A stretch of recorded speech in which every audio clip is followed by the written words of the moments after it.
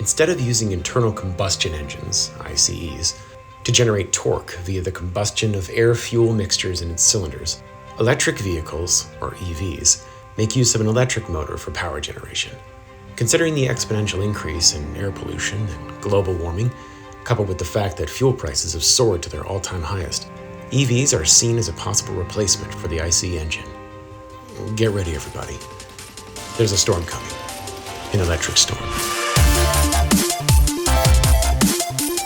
Although EVs are considered to be a product of modern technology, the first ever electric car appeared in 1835 at an industry conference, built by a British inventor named Robert Anderson, decades before the gas engines even came to be. The first practical EV, however, was built by William Morrison, which is a horse-drawn Surrey carriage fit with a motor and a battery. With a top speed of about 25 miles per hour, this carriage was the start of an interesting story of EVs, which took many twists and turns.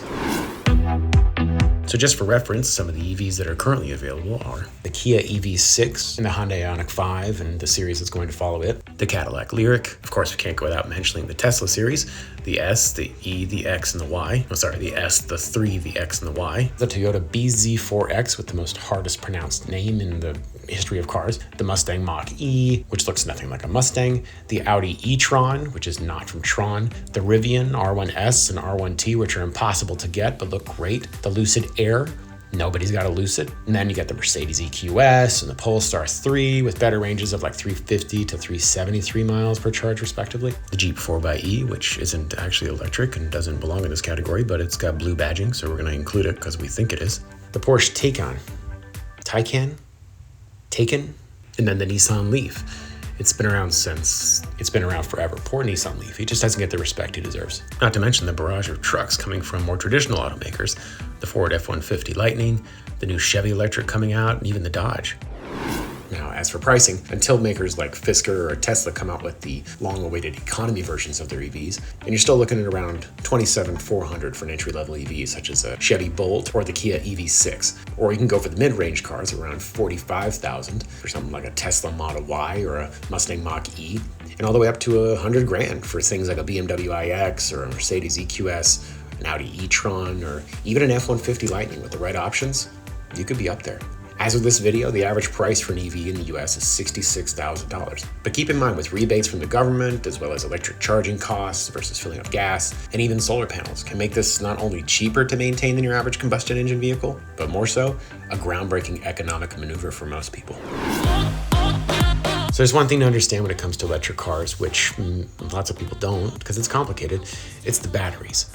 The most widely used battery in EVs is the lithium-ion type battery, which comes in capacities ranging from merely 17.6 kilowatts up to 100 kilowatt hours in the Tesla Model X, which provides coverage of over 300 miles. The average mileage that a 54 kilowatt battery gives is 0.25 kilowatts per mile, 211 mile range for the average vehicle.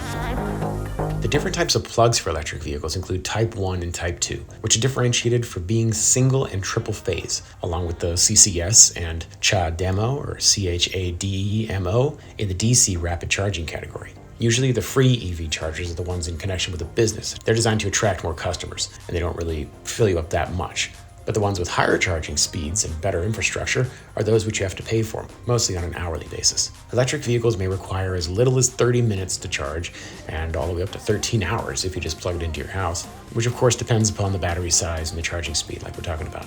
It can feel kind of complicated and overwhelming, but just know that if you are to get an electric car and you don't have a charge space at work or at a friend's house, then it's best to get something installed like a level 2 charger in your garage or a place where you can charge. Now, to combat the issue of time wastage linked to charging your EVs, the Chinese automaker NIO established more than 900 swap stations all over China, and they plan on making 3,000 in the next year and a half, which would allow EV drivers to replace their used-up battery with a fully charged new one in less than 5 minutes. You drive in, they put in a new one, you drive out, and you're on your way. If a solution like this battery swap system from NIO comes to the US, it'll be a game changer. And states in the US, like California, will have more of a chance of meeting their benchmarks of striving to have only fully electric cars being sold. No more gas-powered cars by 2035. Let's talk about some of the benefits of EVs. The pros and advantages of these cars have outnumbered their disadvantages, making them reach all new highs of popularity lately. They do not emit any exhaust gases and have negligible sound emissions, which makes them environmentally friendly. The acceleration of EVs, not to mention, is immense compared to internal combustion engines. I mean, you step on the gas and it just goes. And we can't say step on the gas anymore. Sorry, you step on the electricity and it just goes. I mean, it goes. Wow! Oh my God! There's nothing else like that in the world. Not to mention the absence of a drive shaft and engines saves a lot of storage and space, which results in a flatter bed in the car, more legroom, and storage in the front of the car most of the time. Governments such as the US, not to mention, have introduced tax credits up to $7,500 on owning EVs, just to make more people inclined towards buying them. Moreover, you can't ignore the fact that EVs have more attractive and futuristic designs when compared to internal combustion engine cars. So they look awesome. So to make the best purchase for you, you gotta be mindful of the battery capacity of the vehicle that's correlated to its range. You gotta try to achieve the best compromise between range and price as well. Charging time is another consideration to make, as you never want to be charging a dozen hours before your EV is ready to take a trip. It's just like buying an internal combustion car. It pretty much comes down to miles per gallon, or in this case, range.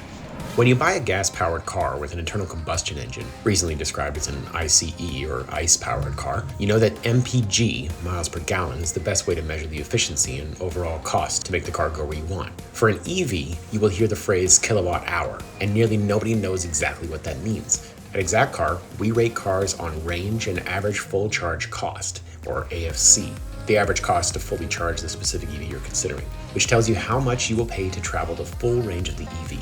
In general, the cost to charge an EV is about 0.045 cents for each mile, which is about 80% less than an ICE vehicle. And that's where you end up with your decision, if you're an economical, smart person. And if you're like me, you just buy what's shiny and fast. But with EVs, it's usually about being economical. Let's not dance around the elephant in the room here. There's no doubt that the future belongs to electric vehicles. I mean, the evolution of the EV industry just in the past few years has just been insane. It's not only highly applauded, but it's also extremely important considering the high fuel prices and just how clean it is to run these cars. Like I said, the electric storm is coming. Are you ready for it?